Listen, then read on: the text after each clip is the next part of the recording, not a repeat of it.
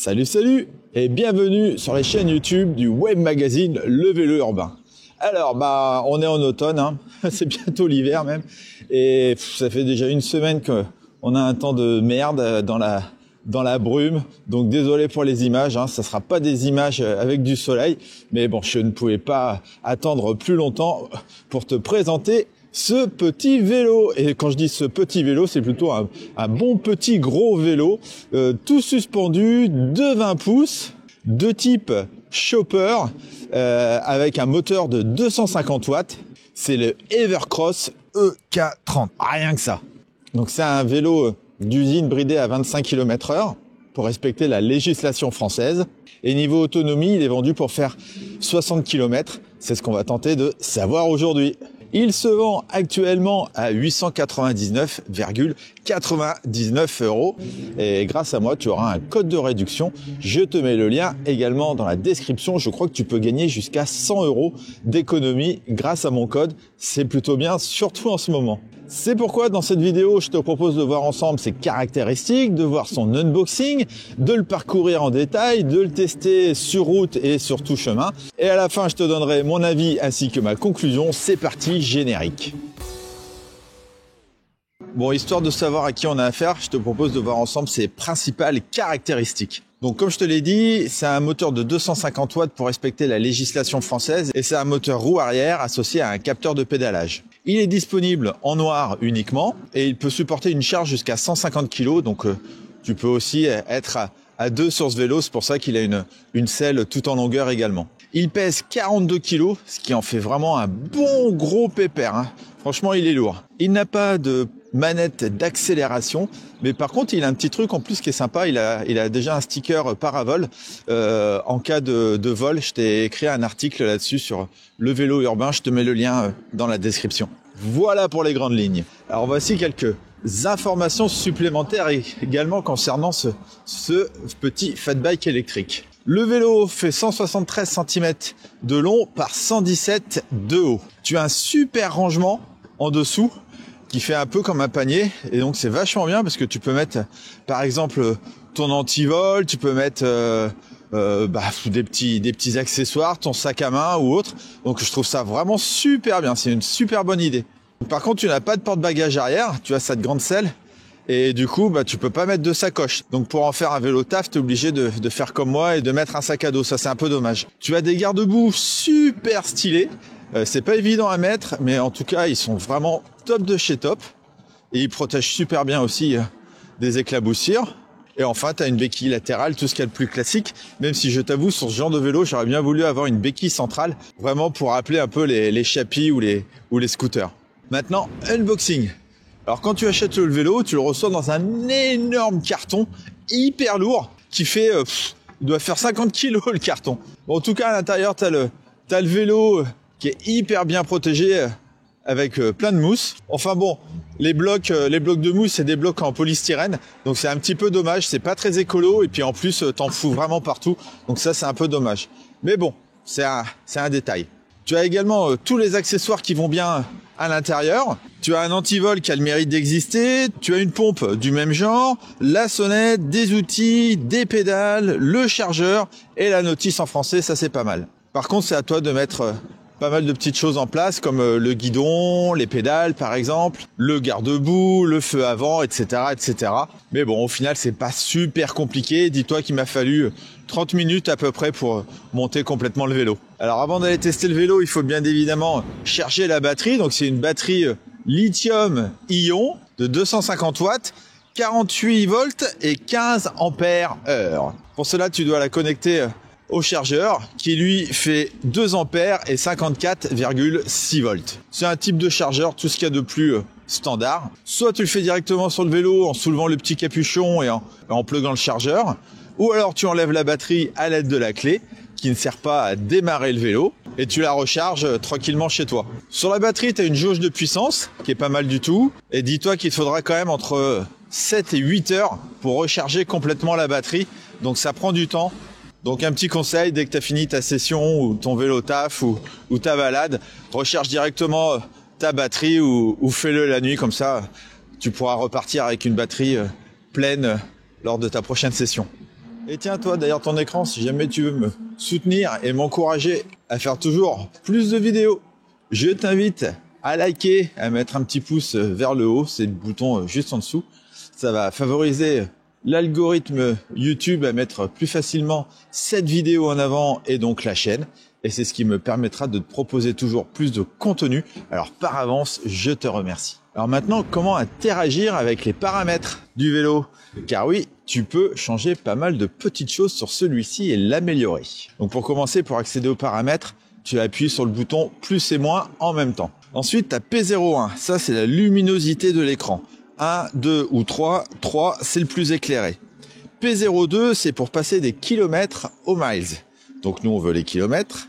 P03, c'est la puissance de la batterie. Et donc là, on est bien sur du 48 volts. P04, c'est le temps avant la mise en veille. Moi, je mets toujours 5 minutes. P05, c'est pour avoir tes niveaux d'assistance. Tu peux avoir 3, 5 ou 9 niveaux d'assistance. P06, c'est la taille des roues. P07, c'est les aimants. Ça, on s'en fout. P08, c'est pour changer ta limitation de vitesse à plus de 25 km/h. P09, c'est l'assistance au pédalage. 0, c'est désactivé. 1, c'est activé. P10, c'est pour la molette d'accélération, mais nous, on l'a pas, on est en France. P11, c'est la sensibilité. Plus tu augmentes et plus le vélo est réactif. P12, c'est le couple. Alors 0, c'est le plus faible et 5, c'est le plus fort. P13, c'est les aimants. P14, c'est ton ampérage. P99, c'est pour remettre les réglages d'usine. Et pour ce faire, tu restes appuyé sur le bouton du haut. Et au dos, c'est pour remettre ton kilométrage total à 0. Voilà pour les différents paramètres que tu peux faire évoluer sur ce vélo. Comme d'habitude, je vais te parler du confort du vélo. À l'avant, on a une double fourche à amortisseur avec 15 cm de débattement. Par contre, elle n'est pas réglable en dureté. Bon, dommage. À l'arrière, on a 2 gros ressorts qui font qu'on a un vélo tout suspendu. Ça, c'est trop bien. Ensuite, on a des pneus de marque inconnue. Donc, c'est des pneus de 20 pouces. Bon, écoute, qui sont sympas avec les bandes marron. Je trouve que voilà, ça fait un chouette look à ce vélo. Et ils font 4 pouces de large. Ils sont montés sur des roues à bâton afin d'avoir plus de rigidité. Et ces pneus n'ont pas de bande réfléchissante. Bon, c'est dommage. T'as des cathodiotes à la place. Ensuite, on a une bonne grosse selle bien large, mais qui n'est pas réglable en hauteur, comme tu peux le voir. Alors, c'est une selle pour être à 2 dessus. Mais bon, franchement, je pense que c'est à 2 avec 2 petites personnes. En tout cas, moi, pour rouler, je suis obligé d'être complètement les fesses à l'arrière, sinon je suis 1m80, sinon j'ai les genoux qui touchent le guidon. Mais bon, écoute, bon, c'est pas la plus confortable des selles, mais bon, ça fait le job, on va dire. Et puis ça me fait un peu pédaler les jambes en canard. Mais bon, du coup, niveau confort, ça va, c'est pas trop mal. Alors en off-road, ça donne quoi? Bon, voilà, je suis sur du terrain tout gadouilleux avec des feuilles. Il y a des trous, lac Gadou, bah évidemment, il est un peu fait pour ça aussi, hein, avec ses grosses roues. Tu te doutes bien que ce vélo, il passe absolument partout. Tu peux vraiment faire du off-road comme tu en as envie. Et les pneus, ils accrochent quand même vachement bien. Et tu peux même faire, je pense, des petits dérapages. Bah, eh bien, tiens, d'ailleurs, en parlant de dérapage, attention, le frein droit, c'est le frein avant et le frein gauche, c'est le feu arrière. Tu vois, je viens de me faire avoir. Allez, on va repartir un peu là-bas. Donc là, je suis vraiment en forêt. Et vraiment, il y a les feuilles, les châtaignes, les cailloux. Bon, j'espère que la caméra, ça bouge pas trop. Mais franchement, c'est un vrai bonheur. Tu sens, en plus avec l'amortisseur quand même, même les 2 amortisseurs, tu sens quand même que heureusement ça fait le job. Et je glisse pas du tout, quoi. Franchement, je suis vraiment agréablement surpris. Bon, j'ai toujours mes jambes un peu en canard. Malheureusement, quand je pédale, c'est pas un VTT, hein. Mais il y a vraiment de quoi se marrer, hein. Il y a vraiment de quoi faire des balades, des balades vraiment sympas avec ce vélo, hein. Le off-road, je valide. Donc niveau position de conduite, bon bah on est en mode chopper, hein, en mode cruise à la cool, comme sur les chapis des années 80-90. Bon, par contre, j'ai le dos qui est bien droit.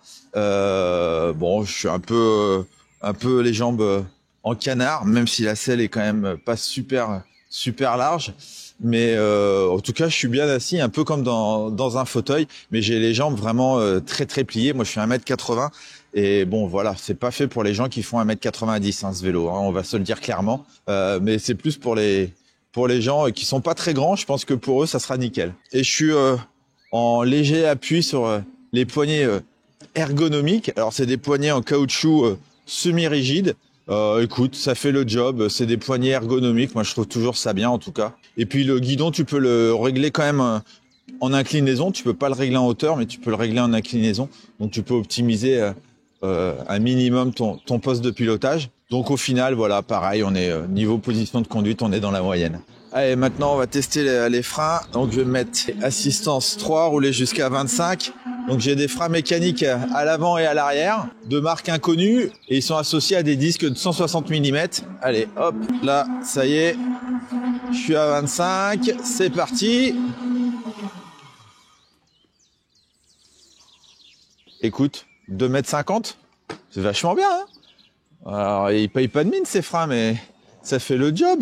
À 25 km/h, 2,50 m, franchement, c'est vachement bien. Et pourtant, j'ai des disques de 160 mm, c'est pas des gros disques, mais voilà, le test de freinage, je valide. Alors, ce moteur, ça donne quoi? On a donc un moteur de 250 watts et de 48 volts. C'est un moteur sans balai, mais avec un capteur de pédalage. Il est associé à un dérailleur Shimano SIS, donc ça, c'est plutôt une bonne chose. Il te propulse jusqu'à 25 km/h pour respecter la législation française. Alors là, j'ai mis 3 niveaux d'assistance. Alors sans assistance, c'est un peu lourd, hein, quand même. Mais bon, je roule à 11 km/h. Je ferai pas 3 km comme ça. En assistance 1, eh ben hop, tout de suite, tu sens que ça avance. Donc là, je suis à 15. Assistance 2, wouhou! Allez, ça accélère, hein, ça accélère vraiment, ça donne des petits à-coups hein, chaque fois que tu accélères. Donc là, je suis à 19. Wouhou! Allez, la dernière petite accélération. Donc là, c'est parti. Bon, par contre, tu le vois, hein, je suis en vitesse 7. Je mouline carrément dans la semoule. Mais ce qui est bien, c'est que si je me mets à pédaler tout doucement, eh bien, je reste quand même à mes 25 km/h. Et ça, c'est pas mal. Donc, voilà, tu vois, tu pédales tout doucement et le moteur, en fait, il fait tout le job. Ça, c'est vraiment bien. C'est un truc pour les feignants, mais c'est vraiment bien. Alors, en montée, ça donne quoi? Franchement, à mon avis, il va pas y avoir de problème. Je suis en vitesse 7, assistance 3, et là, j'ai une bonne grosse côte comme d'habitude. Et je la monte à 22 km/h. Et je pense que vraiment, tu peux monter de bonnes grosses côtes sans aucun problème avec ce vélo. Et même en faire en montagne, je pense qu'il n'y a pas de problème non plus. Niveau départ arrêté, il me faut combien de temps pour arriver à 25 km/h? Allez, je vais descendre mes vitesses. Hop, je vais me mettre là. Allez, c'est parti. 5, 4, 3, 2, 1, 0. C'est parti. Hop. C'est un peu dur hein, au démarrage. Hein. Allez, 11, 14, 18, 20, 22, 25. Bon, en fait, t'as vu, en fait, le vélo, il accélère super vite. Bon, là, c'est parce que il a les bons réglages aussi. Mais ouais. Alors, par contre, la réactivité, ça, c'est un peu plus compliqué. Il me faut vraiment un tour complet voire un tour et demi de pédalage pour que l'assistance électrique se mette en route. Ça, c'est vraiment le petit truc dommage qui pêche un peu. Mais bon, sinon, voilà, si t'es à un feu rouge, t'arrives quand même assez rapidement à tes 25 km/h.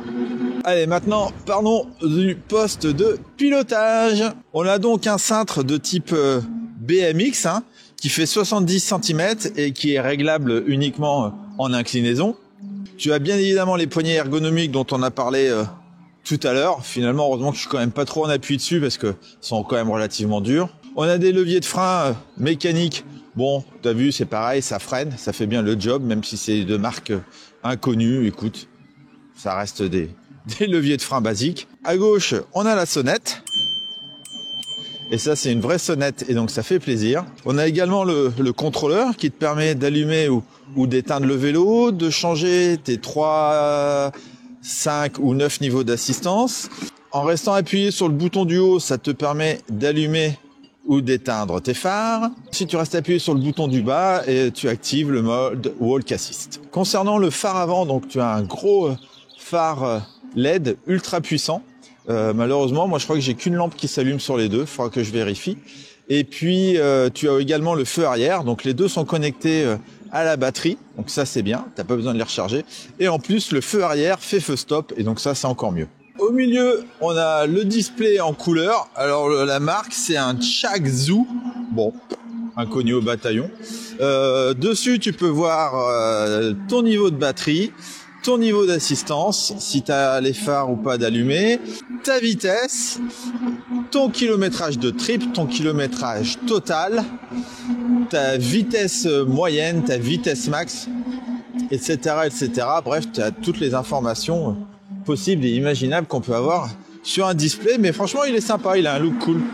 Et surtout trop bien, tu as une prise USB sous ce display qui te permet de pouvoir recharger ton smartphone par exemple, et ça je trouve que c'est une très bonne option. Et enfin à droite on a notre dérailleur Shimano 7 vitesses SIS qui fait très bien ce qu'on lui demande. Voilà pour le poste de pilotage. Niveau autonomie, il est vendu pour faire 60 km. Écoute, pourquoi pas. Là, j'ai fait une dizaine de bornes et j'ai utilisé une batterie. Bon, donc peut-être qu'à ce rythme-là, on est plus proche des 40 km que des 60 km. Mais bon, écoute, je vais aller jusqu'à épuisement de la batterie et je te mets là sur le côté combien j'aurais fait exactement de kilomètres avec une charge complète de la batterie à 25 km/h. Allez, maintenant les plus de ce vélo. Alors son look, hein, un vrai petit look de chopper, franchement c'est vraiment super si tu habites au bord de mer ou même en milieu urbain. Enfin c'est vraiment un look de petite moto, je trouve ça vraiment super. Niveau finition, on a des belles finitions sur ce vélo, j'ai vraiment rien à dire. Il y a rien qui bouge, tout est bien en place. Donc voilà, après bon il y a les soudures un peu apparentes, mais à part ça franchement ça fait vraiment le job. Le prix est vraiment incroyable hein, pour ce genre de vélo. Bon, c'est pas des composants haut de gamme, mais franchement, le prix est ultra intéressant pour pouvoir faire quelques kilomètres et te balader. Enfin, franchement, je pense que ça peut convenir à vraiment plein de personnes. Le fait d'avoir un vélo tout suspendu, c'est bien aussi d'avoir les ressorts à l'arrière, surtout en milieu urbain ou sur tout chemin. La maniabilité, il est quand même hyper petit. Du coup, tu passes absolument partout avec ce vélo. C'est vraiment un truc de dingue. Tu te faufiles absolument où tu veux. Entre les voitures, entre les arbres, où tu veux. C'est un vélo homologué à 25 km/h. Donc, tu peux rouler en toute légalité avec ce vélo. En plus, il a un moteur de 250 watts. Et tu as la petite prise USB sous le display que moi j'adore. Et les axes d'amélioration, car malheureusement le vélo parfait n'existe pas. Alors on n'a pas de bande réfléchissante sur les pneus, on n'a pas de protection de dérailleur, c'est dommage. La selle au final, franchement, elle est vraiment pas confortable. Là, je suis à 15 bornes et je peux te dire que j'ai déjà mal au cul. La position de conduite, hein, c'est pas évident quand même. C'est pas fait pour faire énormément de kilomètres. Hein. On a quand même ce gros truc entre les jambes, on pédale un petit peu en canard. Mais bon, c'est le style de ce vélo. Hein. On le sait quand on l'achète. Le fait de ne pas pouvoir mettre des sacoches à l'arrière, c'est quand même dommage de ne pas pouvoir en faire un vrai vélo taf. Les poignées sont quand même dures. Heureusement que je suis pas trop en appui dessus. Et c'est pas un vélo qui est fait pour les grandes personnes. Moi, tu vois, je suis 1m80. Franchement, faut pas faire beaucoup plus. Sinon, t'as les genoux qui touchent le guidon. Donc, autant te le dire tout de suite. Mais bon, en même temps, quand tu achètes ce vélo, bah, tu l'achètes pour son look, sa position, son petit mode chopper, son petit look de moto, quoi. Donc, tu le sais dès le départ. Allez, on arrive à la fin de cette vidéo et donc à la conclusion. On a donc avec cette Evercross un vrai petit vélo de type fat bike électrique, tout suspendu et au look chopper, qui va faire le bonheur de, je pense, pas mal de monde. Surtout à un prix, mais si bas, quoi. Donc franchement, c'est vraiment un très très bon rapport qualité-prix. Hein. Tu en as vraiment pour ton argent, mais tu as de quoi te faire vraiment plaisir avec ce vélo, que ce soit en off-road ou en ville. Il est fonctionnel, il est simple d'utilisation, tu peux être à deux dessus et emmener ta petite copine si tu veux. Ça peut vraiment être pour des étudiants par exemple, pour des jeunes qui sont au collège ou au lycée, ça peut vraiment être un petit vélo sympa et comme ça tu peux en plus emmener ta petite copine à l'arrière. Bon, c'est juste dommage de pas pouvoir mettre les sacoches. Je pense que voilà, il y a un petit truc à modifier sur le vélo, mais ça serait sympa. En tout cas, merci à Evercross de m'avoir envoyé ce vélo pour réaliser cette vidéo. Franchement, je passe vraiment une bonne après-midi. Bon, mis à part la météo, mais bon, ça y est, c'est l'automne. Il va falloir s'y faire. On va avoir de moins en moins de soleil, surtout dans le nord de la France. Voilà, c'est terminé pour cette vidéo. Merci de l'avoir regardé jusqu'au bout. Si tu as des questions concernant ce produit, n'hésite pas à me les poser dans les commentaires ci-dessous. J'y répondrai avec grand plaisir. Et quant à moi, je te dis à très vite pour de prochains tests du monde du vélo sur levélourbain.com. Ciao, ciao!